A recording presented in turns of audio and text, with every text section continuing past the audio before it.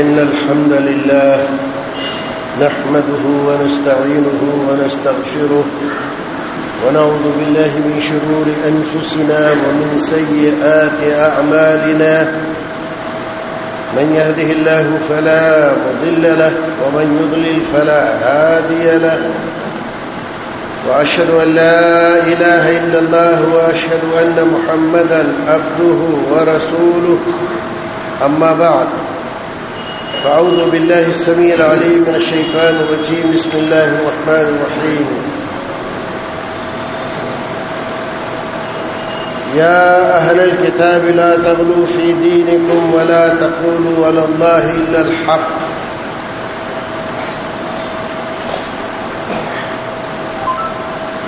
وقال النبي صلى الله عليه وسلم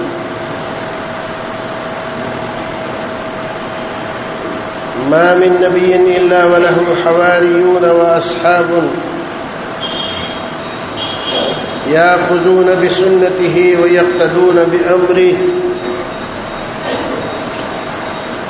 ثم يأتي من بعدهم خلوف يقولون ما لا يفعلون ويفعلون ما لا يؤمرون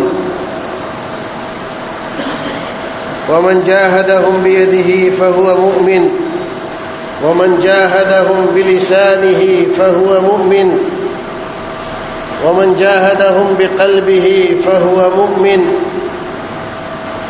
وليس وراءه حبة خردل من الإيمان. حمد و ثنا تعریف و توصیف اور تمام طرح کی بڑائیاں اللہ سبحانہ و تعالیٰ کے لیے لائق اور زیبا. وہی تمام جہانوں کا خالق و مالک و روزی رساں ہے اور اسی کے قبضہ قدرت میں یہ ساری کائنات ہے. جو چاہتا ہے کرتا ہے اور جو اس نے چاہا وہ کیا اور جو چاہے گا کرے گا. جو کچھ آج کسی کے پاس ہے وہ سب اسی کا دیا ہوا ہے. جو کچھ ملتا ہے اسی کے دربار سے ملتا ہے اور جو کچھ ملا ہے اسی کے دربار سے ملا ہے. نبی ولی پیر پیغمبر شہید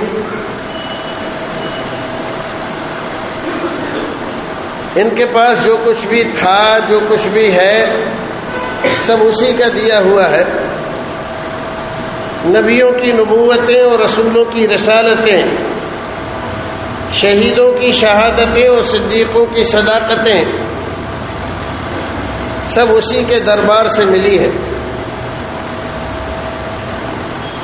نہ کوئی اپنے آپ نبی بنا نہ کوئی اپنے آپ رسول بنا. صدیقت کا درجہ، شہادت کا درجہ اللہ رب العزت کے دینے سے ملتا ہے.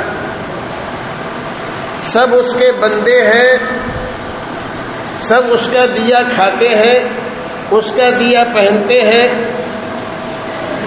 جب تک وہ چاہتا ہے اس دنیا میں رہتے ہیں اور جب چاہتا ہے ان کو اپنے پاس بلا لیتا ہے. کسی کو ایک منٹ اس دنیا میں زیادہ رہنے کی نہ جرأت ہے، نہ ہمت ہے، نہ حوصلہ ہے، نہ اس کا اختیار ہے.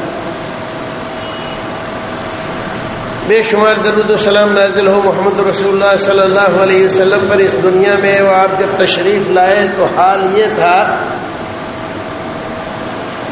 کہ اللہ کا وہ گھر جس کو حضرت ابراہیم خلیل اللہ علیہ السلام نے صرف اللہ کی عبادت کے لیے بنایا تھا، اس میں 360 بت حاجت روا مشکل کشا بنا کر بٹھا لیے تھے.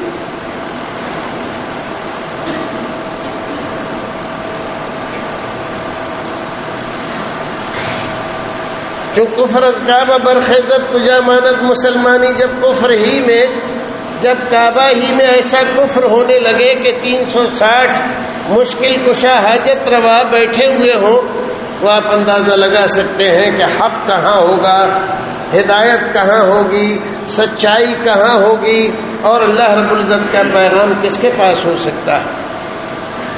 ظلم و زیادتی کی انتہا تھی. غلو عقیدت نے وہ ظلم ڈھائے تھے کہ اپنے جیسے انسانوں کو لوگوں نے حاجت روا اور مشکل کشا بنا کر بٹھا لیا تھا. لات عزا منات آج کل ہمارے بہت سارے بھائی یہ سمجھتے ہیں کہ یہ کوئی مٹی کے بت تھے، پتھر کے بت تھے یا لکڑی کے بت تھے، ان کی کوئی حقیقت نہیں تھی۔ بھائیو، بات ایسی نہیں ہے۔ یہ سب بھی کسی زمانے میں اسی دنیا میں رہنے والے انسان تھے۔ ان کی نیکی، پرہیزگاری اور ان کی اچھائی کی وجہ سے ان کے بعد مرنے کے لوگوں نے ان کو بڑے بڑے درجے اپنی طرف سے دینا شروع کیے۔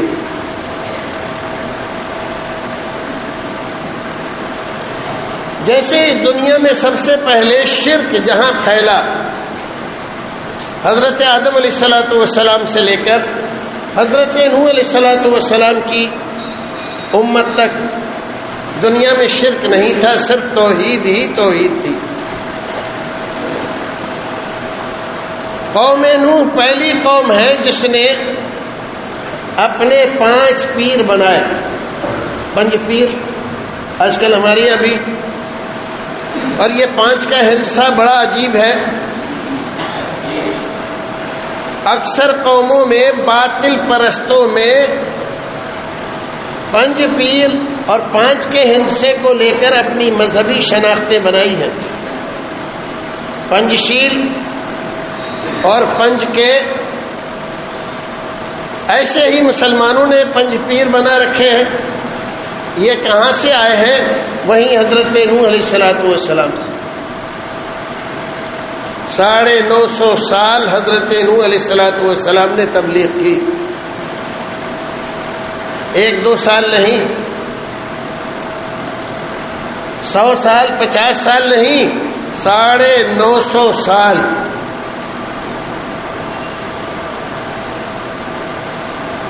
اس کے باوجود دنیا میں حق کے قبول کرنے میں جو چیز ان کو مانے تھی، انا وجدنا آباءنا کذالک یفعلون، ہم نے اپنے باپ دادا کو جس راستے پر پایا ہے ہم تو وہی کریں گے، تمہاری بات نہیں مانیں گے۔ حضرت نوح علیہ الصلوۃ والسلام کو جھٹلایا، مذاق اڑایا، ان کو مارا، پیٹا، بدنام کیا، شہروں میں ان کا رہنا دوبھر کر دیا۔ قرآن گواہی دے رہا ہے، اللہ رب العزت سے حضرت نوح علیہ الصلوۃ والسلام اپنی پریشانی بیان کرتے ہوئے عرض کر رہے، رب انی دعوت قومی لیلا ونہارا فلم یزدہم دعائی الا فرارا، اے میرے رب، میں نے اپنی قوم کو دن میں، رات میں، صبح کو، شام کو، جاڑا، گرمی، برسات، کوئی موسم، کوئی وقت ایسا نہیں چھوڑا کہ ان کو حق کی طرف نہ بلایا ہو۔ لیکن حالت اس قوم کی یہ ہے، فلم یزدہم دعائی الا فرارا، جتنا میں حق کی طرف بلاتا ہوں اتنا ہی یہ مجھ سے بھاگتے ہیں، دور ہوتے ہیں، مجھے گالیاں دیتے ہیں، میرے نئے نئے نام رکھتے ہیں، مجھے بدنام کرتے ہیں، مجھ پر تہمتیں لگاتے ہیں۔ 950 سال ہو گئے۔ رب لا تذر علی الارض من الکافرین دیارا انک ان تذرهم یضلوا عبادک ولا یلدوا الا فاجرا کفارا، اے میرے رب، اس دنیا پر، روئے زمین پر کسی کافر کو، کافر کے بچے کو زندہ مت چھوڑ، سب کو تباہ کر دے۔ اگر ان میں سے ایک بھی باقی رہا، ولا یلدوا الا فاجرا کفارا، تو فاسق و فاجر اور کافر بن کر ہی زندہ رہے گا، یہ حق بات قبول نہیں کرے گا۔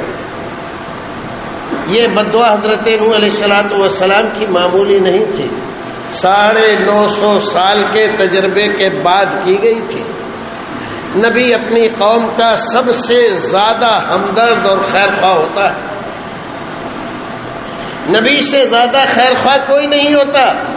ہماری ماں، ہمارے باپ، ہمارے بھائی، ہمارے برادر ہمارے اتنے خیر خواہ نہیں ہوتے جتنا ہمارا نبی ہوتا ہے۔ تو 950 سال تجربہ کرنے کے بعد حضرت نوح علیہ السلام نے یہ بددعا کی تھی، اور اس سے پہلے قرآن یہ ذکر کر رہا ہے کہ ایک بار جب وہ لوگ بہت زیادہ پریشان ہو گئے حضرت نوح علیہ السلام کی دعوت سے، تو انہوں نے ایک مہا سبھا بلائی، بہت بڑی پنچایت قوم کی، اور اس پنچایت میں یہ اعلان کیا کیا کہ تم سن رہے ہو نا نوح کو کیا کیا کہہ رہا ہے، ہمارے بزرگوں کو گالیاں دیتا ہے، برا بھلا کہتا ہے، کہتا ہے ان کی کوئی حقیقت نہیں، کہتا ہے یہ کچھ نہیں کر سکتے، یہ بیٹا بیٹی روزی روٹی نہیں دے سکتے۔ لیکن بھائیو، ہمیں اپنے باپ دادا کے طریقے پر رہنا ہے، ہمیں اس کی بات نہیں ماننا ہے۔ قرآن نے اس کو دستاویز کی شکل میں زندہ رکھا، وَلَا تَذَرُنَّ وَدًّا وَلَا سُوَاعًا وَلَا يَغُوثَ وَيَعُوقَ وَنَسْرًا۔ دیکھو بھائیو، ہماری یہ جو 5 پیر ہیں جو ہمارے باپ دادا کے حاجت روا مشکل کشا تھے اور وہیں سے چلے آ رہے ہیں، کچھ بھی ہو جائے، نوح کچھ بھی کہے، لیکن ہمیں ان 5 کو نہیں چھوڑنا ہے۔ آپ جانتے ہیں یہ کون تھے؟ ہمارے بہت سارے بھائی اس غلط فہمی میں ہیں کہ وہ محض بت تھے،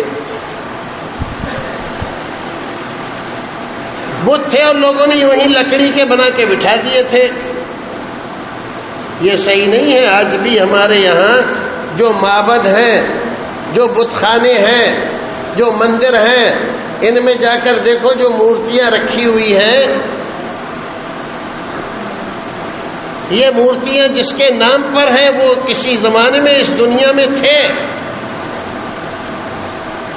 کسی کے باپ تھے، کسی کے بیٹے تھے، ان کی ایک تاریخ ہے، ان کے متعلق بہت ساری کہانیاں مشہور ہیں، یہ کیا وہ کیا، ایسا کر دیا ویسا کر دیا۔ حضرت نوح علیہ السلام کی قوم کے ان 5 پیروں کے بارے میں بخاری شریف میں حضرت امام بخاری رحمۃ اللہ علیہ صحابی رسول حضرت ابن عباس رضی اللہ تعالی عنہ کا قول نقل فرماتے ہیں۔ کیا فرماتے ہیں کہ یہ جو جن نام ذکر کیے گئے ہیں قرآن میں، ود، سوا، یغوث، یعوق و نصر، کانوا رجالا صالحین من قوم نوح فلما ماتوا عکفوا علی قبورہم۔ 3 مراحل میں شیطان ان کو بہکانے میں کامیاب ہوا۔ پہلے مرحلے میں ان کے پاس آیا، کہا کہ یہ تمہاری قوم کے بزرگ تھے، تم لوگوں نے اتنی جلدی ان کو بھلا دیا، انہوں نے کیا کیا نہیں کیا تھا تمہارے لیے، یہ دعا کرتے تھے تو بارش ہو جاتی تھی، فلاں کا بچہ بیمار تھا اس کو دعا کر دی تو وہ ٹھیک ہو گیا تھا۔ ہاں بات تو صحیح ہے، کوئی اتنی جلدی بھلا دیا، کہ کہاں بھلا ہے، یاد تو ہے، کیا ایسے تھوڑی یاد ہوتے ہیں، تمہارے بعد جو لوگ آئیں گے وہ سب بھول جائیں گے، پھر کیا کرے، یہ کرو کہ ان کی مورتی بنا کر اپنے گھروں میں رکھو، تاکہ یہ تمہیں تمہارے بچوں کو یاد رہے کہ یہ ہمارے بزرگ تھے۔ ٹھیک ہے، لوگوں نے کہا ہمیں تو آتا نہیں مورتی کیسے بنائی جائے، تو اس نے مورتی بنا کر دکھایا، ایسے بناؤ، اور گھروں میں رکھ لی۔ یہ نسل جب تک رہی، نہ ان سے کچھ مانگا گیا، نہ کچھ طلب کیا گیا، نہ وہ حاجت روا تھے، نہ مشکل کشا تھے، صرف یادگار کے طور پر ان کی مورتیاں رکھی۔ زمانہ گزر گیا، اگلی نسل آئی تو کہا تم لوگوں بالکل یہ اپنے بزرگوں کو بھلا بیٹھے ہو، کچھ تو یاد کرو۔ کہ کیا یاد کرے، کہ ارے ان کے نام پر کوئی دن وغیرہ تو مناؤ، کچھ میلے ٹھیلے۔ تو اب میلے ٹھیلے ہونے لگے، اب بھی وہ مشکل کشا حاجت روا نہیں تھے۔ تیسری نسل آئی تو وہ حقیقت بھول چکے تھے کہ یہ کیا تھے، باپ دادا سے چلے آ رہے ہیں۔ کہا یہ کون ہے؟ کہا ہمارے بزرگ تھے۔ تمہارے بزرگ تھے؟ ارے یہ تمہارے بزرگ لوگ، تمہارے ماں باپ، تمہارے دادا جب انہیں کوئی پریشانی ہوتی تھی انہی سے مانگتے تھے، اور یہ حاجت روائی کرتے تھے، مشکل کشائی کرتے تھے۔ تیسری نسل میں جا کر ان کو غلو عقیدت سے بت پرستی پر لگا دیا۔ اس طرح شیطان رفتہ رفتہ آدمی کے دماغ پر قبضہ کرتا ہے اور اس کو بد عقیدہ کرتا ہے، اللہ رب العزت سے ہٹا کر اس کی خوف پہ لگا دیتا ہے۔ ہمارے یہاں آج ہندوستان میں کیا ہے؟ جو اصل صاف شفاف دین جو ہمارے نبی نے دیا ہمیں، جس کو قرآن بیان کرتا ہے، جو صحابہ کرام مانتے تھے، جو امامان دین جس پر عمل کرتے تھے، وہ دین آج ڈھونڈو تو کہاں ہے؟ ہمارا دین جو اس وقت ہم مانتے ہیں ہندوستان میں، جس کو کہا جائے میڈ ان انڈیا اسلام، اس اسلام میں اور اس اسلام میں جو رسول اکرم لے کر آئے تھے، جو قرآن میں موجود ہے، جو صحیح حدیث میں موجود ہے، زمین آسمان کا فرق ہے۔ آج ہمارے یہاں بیٹا بیٹی، روزی روٹی، کسی بھی چیز کی ضرورت ہوتی ہے اللہ کے پاس نہیں جاتے، ہم جاتے ہیں اپنے بزرگوں کے یہاں۔ ان کے نام پر جو آستانے، درگاہیں، مزارات، قبے اور بڑے بڑے مقام بنا رکھے ہیں، وہاں ہم اسی طرح جاتے ہیں جس طرح کے ہمارے یہاں کے غیر مسلم جاتے ہیں سالانہ، کوئی فرق نہیں ہے۔ جبکہ اللہ رب العزت نے ہمیں قرآن شریف میں یہ بات بتلائی تھی کہ اس دنیا میں 1,24,000 کم و بیش انبیاء کرام تشریف لائے۔ اللہ رب العزت نے 4 مشہور کتابیں آسمان سے نازل فرمائیں اور بہت سارے صحیفے انبیاء کرام کو دیے، صحف ابراہیم و موسیٰ۔ ان سارے صحیفوں کے، کتابوں کے آنے کا، انبیاء کرام اور رسول اللہ الاعظام کے اس دنیا میں آنے کا ایک ہی مقصد تھا، کوئی دوسرا مقصد نہیں۔ کیا مقصد تھا؟ اللہ تعالیٰ فرماتا ہے وَمَا أَرْسَلْنَا مِن رَّسُولٍ إِلَّا نُوحِي إِلَيْهِ أَنَّهُ لَا إِلَٰهَ إِلَّا أَنَا۔ جب بھی کوئی نبی، جب بھی کوئی رسول ہم نے دنیا میں بھیجا، جب وہ بحیثیت نبی اور رسول کے اپنی قوم کے سامنے کھڑا ہوا تو اس نے یہی کہا یا قوم اعبدوا اللہ ما لکم من الہ غیرہ، اے میری قوم کے لوگوں، اللہ رب العزت کے علاوہ تمہارا کوئی معبود نہیں جس کی عبادت کی جائے، جس کے سامنے دامن پھیلایا جائے، ہاتھ پھیلائے جائیں، دعا مانگی جائے، فریادیں کی جائیں، مرادیں پوری ہونے کے لیے درخواست دی جائے، اللہ رب العزت کے علاوہ کوئی نہیں ہے۔ یہ کون بیان کر رہا ہے؟ قرآن بیان کر رہا ہے۔ ہمارے نبی بھی جب مکے میں پہلے بار بحیثیت نبی کے اعلان کرنے کے لیے کوہ فاران پر پہنچے تو کیا کہا؟ یا ایھا الناس قولوا لا الہ الا اللہ تفلحوا، اے میری قوم کے لوگوں لا الہ الا اللہ کہو، یہی کامیابی کا راستہ ہے، اسی سے جنت ملے گی، اسی سے کامیابی ملے گی۔ 40 سال کی زندگی ہمارے رسول نے مکے میں گزاری تھی۔ 40 سال میں، 40 تو دور ہے، ایک آدمی بھی ایسا نہیں تھا جو ہمارے نبی سے لڑائی کرتا ہو، نفرت کرتا ہو، آپ کی مخالفت کرتا ہو، آپ کو برا کہتا ہو۔ سارے لوگ آپ کی تعریفیں کرتے تھے اور یہ مانتے تھے کہ مکے میں اس سے بہتر جوان کوئی نہیں۔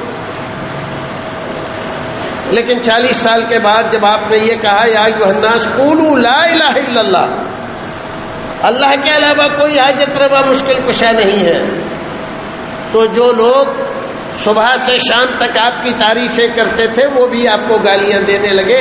آپ کا سگا چچا ابو لہب اسی مجلس میں سب سے پہلے اس نے اپنی گندی زبان کھولی اور کہا تبا لک سائر الیوم لہذا جمعتنا،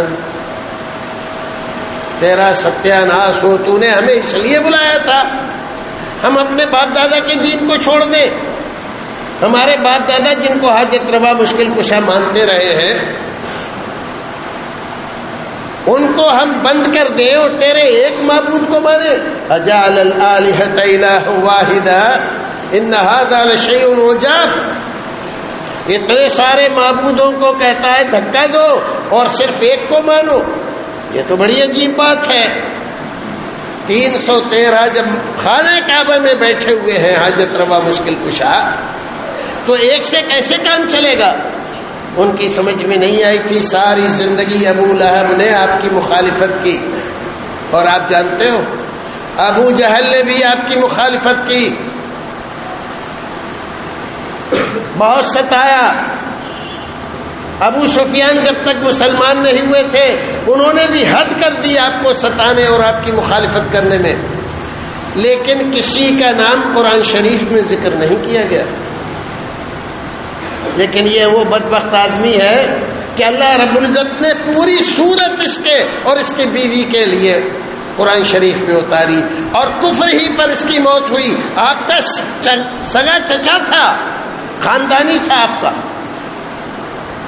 تبت یدا ابی لہب وتب۔ بھائیو عزیزو، جب ہم توحید کی بات کہتے ہیں تو لوگ کہتے ہیں یہ بات تو ہم نے تو آج تک سنی نہیں، نئی بات کہہ رہے ہیں یہ لوگ، کیسی کیسی باتیں کرتے ہیں۔ بلا بزرگان دین، اولیاء کرام، فلاں نے ایسا کیا تھا، اور پیرانے پیر نے 12 برس کی ڈوبی ہوئی بارات نکال دی تھی، اور خواجہ صاحب نے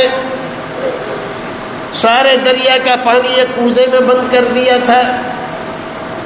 ایسی ایسی باتیں جس کا نہ کوئی سر ہے نہ کوئی پیر ہے نہ کسی مستند کتاب میں لکھی ہوئی ہے، قرآن و حدیث میں ہونے کا تو مطلب ہی نہیں ہے، اور عوام کو اسی طرح کے غلو عقیدت میں مبتلا کر کے ان سے شرک کا بازار گرم کیا جا رہا ہے۔ آج دین کس چیز کا نام ہے؟ دین نام ہے تیجا، 10واں، 40واں، 20واں برسی، محرم، تعزیہ، شبرات، کنڈے، اور اسی طرح کی اور 2-4 اور رسموں کو۔ آج آپ کسی کے یہاں شادی کا پیغام لے کر جائیں تو آدمی پوچھتا ہے آپ کے یہاں نیاز فاتحہ ہوتی ہے؟ یہ نہیں پوچھتا کہ آپ لوگ نماز پڑھتے ہیں، رمضان کا مہینہ آتا ہے روزہ رکھتے ہیں، یہ نہیں پوچھتا، پوچھتا ہے نیاز فاتحہ ہوتی ہے آپ کے یہاں؟ یہ ہے معیار۔ تیجا 10واں کرتے ہیں آپ لوگ، میلاد شریف پڑھتے ہیں آپ لوگ، اللہ کے رسول کو حاضر ناظر مانتے ہیں آپ لوگ۔ جس چیز کا پورے قرآن میں کہیں کوئی تذکرہ نہیں، ساری احادیث میں جس کا کوئی تذکرہ نہیں، ہمارے 4 مشہور امام گزرے، ان اماموں نے اپنی کسی کتاب میں ان چیزوں کو نہیں لکھا، وہ چیزیں آج معیار بن گئی ہیں ہمارے لیے مسلمان ہونے کی۔ بھائیو عزیزو، کتنا دشوار ہے دین پر چلنا آج کے زمانے میں۔ آج کے زمانے میں تو بڑا آسان ہے بھائیو، اتنی بڑی ماشاءاللہ مسجد ہے، تو اللہ رب العزت ان کو دن دونی رات چوگنی ترقی عطا فرمائے جو لوگ اس طرح کی مسجدیں بناتے ہیں اور اللہ کے بندوں کو نماز پڑھنے کی سہولتیں فراہم کرتے ہیں۔ آج سینکڑوں مدرسے چل رہے ہیں جس میں قال اللہ قال رسول کی صدائیں بلند ہو رہی ہے، لیکن ایک وہ زمانہ اس ہندوستان میں ایسا بھی تھا کہ یہاں پر سچی بات کہنا بھیڑ کے چھتے میں ہاتھ ڈالنا تھا۔ اگر کوئی آدمی رفع الیدین کرتا تھا تو اس کو دھکے مار مار کے مسجدوں سے نکال دیا جاتا تھا۔ نماز میں جب آمین کہتا تو نماز ہی میں رہتے ہوئے آدمی کہہ دیتا تھا آمین کے مقابلے میں چبے کمین، اور نماز پڑھنے کے بعد اس کے اوپر تشدد ہوتا تھا۔ میرٹھ میں حضرت مولانا حمید اللہ صاحب سراوے والے میاں سید نذیر حسین محدث دہلوی رحمۃ اللہ علیہ کے شاگرد تھے۔ انہوں نے ایک ادارہ قائم کیا ہوا تھا۔ ایک آدمی ان کا شاگرد تھا، نماز پڑھنے کے لیے ایک مسجد میں چلا گیا، مغرب کا وقت تھا، اس نے آمین کہہ دی۔ لوگوں نے بعد میں اس کو بہت مارا پیٹا، مسجد میں نیم کا درخت کھڑا ہوا تھا اس سے باندھ دیا، اور جب خبر پہنچی مولانا کے پاس تو مولانا نے اپنے لوگ بھیجے وہاں پر، تب اس کو چھڑا کر لائے۔ یہ حال تھا۔ جرم کیا تھا؟ صرف سنت پر عمل کیا تھا۔ کوئی گالی دی تھی؟ کوئی گالی دی؟ آج ہم 4 امام برحق ہیں یہ کہتے ہیں زبان سے، لیکن آپ ذرا دیکھیے ہماری عقلوں پر پتھر پڑے ہیں۔ ایک آدمی آتا ہے ہمارے یہاں،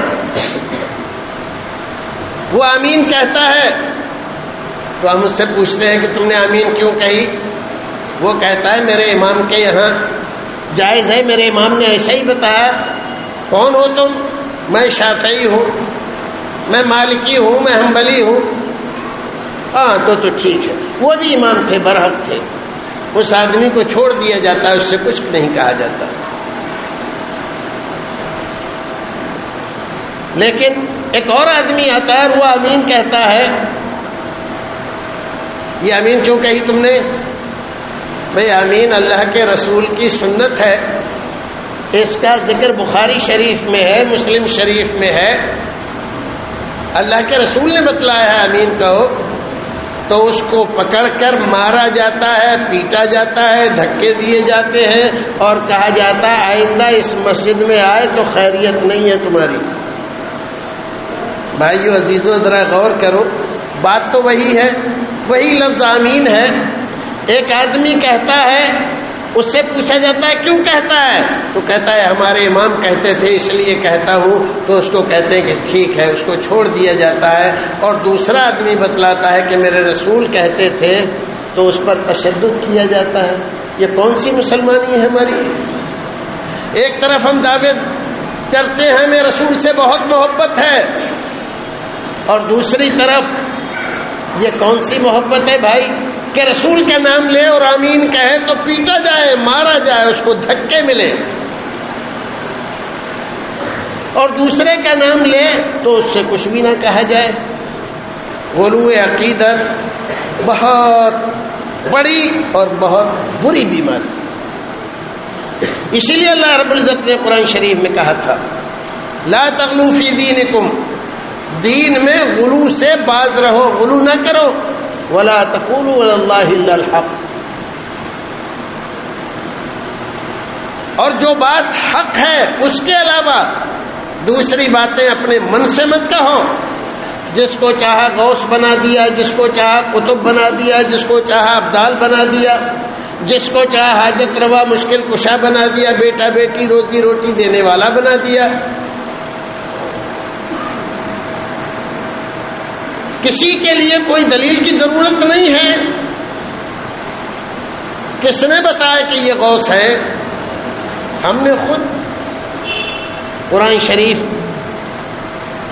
اسی لیے کہتا ہے ان ہی الا اسماء سمیتموها انتم وآباؤکم ما انزل اللہ بها من سلطان، یہ جو نام ہے غوث، قطب، ابدال، اور یہ جو نام ہے مشکل کشا، حاجت روا، بگڑی بنانے والا، نیا پار لگانے والا، یہ جو نام ہے یہ تم نے رکھے ہیں۔ کچھ نام تم نے، کچھ تمہارے باپ دادا نے رکھے ہیں۔ ما انزل اللہ بها من سلطان، اللہ رب العزت نے اس کی کوئی دلیل نازل نہیں فرمائی، یہ سب تمہاری اپنی من گھڑنت ہے۔ بھائیو عزیزو، دین کو سمجھنا مشکل نہیں ہے، بہت آسان ہے اگر ہم سمجھنا چاہیں تو۔ اللہ رب العزت سے دعا کریں کہ پروردگار ہمیں وہ سچی راہ دکھا دے جو تیرے نبی کی سچی راہ تھی، جو خلفائے راشدین کی تھی، جو صحابہ کرام کی تھی، جو امامان دین کی تھی۔ آپ دعا کرو، اللہ رب العزت ضرور آپ کا دل کھول دے گا اور اللہ رب العزت آپ کو صحیح راستے پر لگا دے گا۔ لیکن آپ کہو نہیں ہم تو باپ دادا کے ہی اس پہ چلے، تو آپ کا مسلک باپ دادا کا مسلک ہے، جو مسلک حضرت نوح علیہ السلام اور دیگر انبیاء کرام کی قوموں کے کافروں کا مسلک تھا۔ انا وجدنا آبانا کذالک یفعلون، ہم نے باپ دادا کو جو کرتے دیکھا ہے ہم تو وہی کریں گے، نہیں مانیں گے تمہاری بات۔ دو چار آیتیں ہیں قرآن شریف کی میں آپ کو سناتا، بات ختم ہو گئی۔ جمعے کا وقت بہت مختصر ہوتا ہے، لیکن جو بات کہی گئی ہے اس پر غور کرنے کی ضرورت ہے۔ اس ہندوستان میں جب حالات بہت خراب ہو گئے، نام مسلمان، شکل مسلمان، ٹوپی لگائے ہوئے ہیں اور عقیدے، خیالات، نظریات، افکار ہمارے غیر مسلموں کی طرح ہو گئے، تو یہاں علماء کرام کی ایک جماعت کھڑی ہوئی کہ قرآن و سنت کو زندہ کیا جائے اور مسلمانوں کو صحیح معنی میں مسلمان بنائے۔ بڑے بڑے لوگوں نے بڑی بڑی قربانیاں دی، انہی میں ایک نام تھا میاں سید نذیر حسین محدث دہلوی رحمۃ اللہ علیہ۔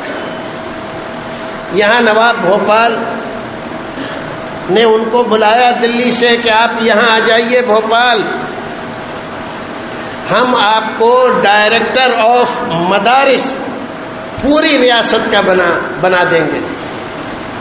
میاں صاحب نے انکار کر دیا کہ آپ کو بنا دیں گے، لیکن یہاں میرے پاس جو چٹائی پر بیٹھ کر علم دین حاصل کرتے ہیں، قال اللہ قال رسول کی تعلیم لیتے ہیں، ان کے لیے کوئی دوسرا میاں صاحب نہیں ملے گا، آپ کو تو بہت سارے لوگ مل جائیں گے ڈائریکٹر بننے والے، اور یہاں نہیں آئے۔ 60-70 سال تک دلی میں بیٹھ کر مدرسہ میاں صاحب نے بخاری شریف کی تعلیم دی۔ اللہ کا ایسا ولی کے زندگی میں کبھی کسی کو برا بھلا نہیں کہا اور کسی کے سامنے ہاتھ نہیں پھیلایا، اور ایک بڑی تعداد علماء کرام کی اس ہندوستان میں اس نے پیدا کر دی، جنہوں نے بخاری کی شرح لکھی، جنہوں نے ترمذی کی شرح لکھی، ابو داؤد کی شرح لکھی۔ یہ سب کون تھے؟ یہ میاں صاحب کے شاگرد تھے۔ میاں صاحب کے انتقال کے بعد 47 میں وہ مدرسہ غیر آباد ہو گیا، اور اس کے جو ہاسٹل اور دوسری چیزیں تھیں اس پر باہر سے آئے ہوئے لوگوں نے قبضہ کر لیا، دلی اجڑ گئی تھی۔ ایسے میں یہ مدرسہ اجڑا رہا۔ سن 82 میں دوبارہ اس کی نشت ثانیہ ہوئی اور تب سے چل رہا ہے۔ ابھی آپ کے ملک میں جو حالات ہیں مجھ سے بہتر آپ جانتے ہیں۔ لاک ڈاؤن سے پہلے اور اس سے پہلے جو نوٹ بندی کی گئی تھی، ادارے میں طلباء و اساتذہ کی ضرورتوں کو دیکھ کر کچھ کام کرایا گیا تھا، تو اس کی وجہ سے مدرسہ مفروض ہو گیا۔ ہمیشہ اس ادارے کو دلی والوں نے چلایا اپنے پیسے سے، کہیں اس کا کوئی چندہ نہیں، لیکن آج حالات ایسے ہیں، آپ جانتے ہیں کہ 2 رمضان سے کوئی یافت نہیں ہو رہی ہے، ادارے بند ہیں، علماء پریشان ہیں، طلباء ادھر ادھر پھر رہے ہیں۔ ہماری ذمہ داری ہے کہ ہم دین حق کو برقرار رکھنے کے لیے، قرآن و سنت کی تعلیم گھر گھر پہنچانے کے لیے ہم کوشش کریں، اور جو کچھ اللہ رب العزت نے ہمیں صلاحیت دی ہے ان کو لگائیں، اور قول سے، قدم، سخن، مال، جو کچھ اللہ رب العزت نے ہمیں دیا ہے ادارے کے لیے صرف کریں۔